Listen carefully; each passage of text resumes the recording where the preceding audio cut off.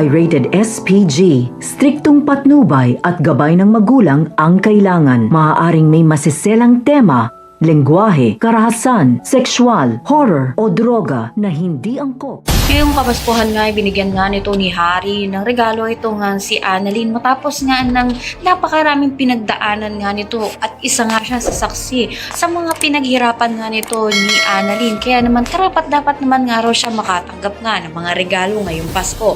Sa kabilang banda naman nga ay patuloy naman nga na kukunin nga nito ni Giselle ang loob nga nito ni Justine. Susubukan nga niya na makahingi pa rin nga ng tawad matapos nga ang kasalanan ng ginawa nga niya dito. Kaya naman hinarap niya nga ito. Subalit sinungitan nga siya nito ni Justine dahil na nga rin hindi nga niya inaasahan na pupunta nga ito man si Giselle doon.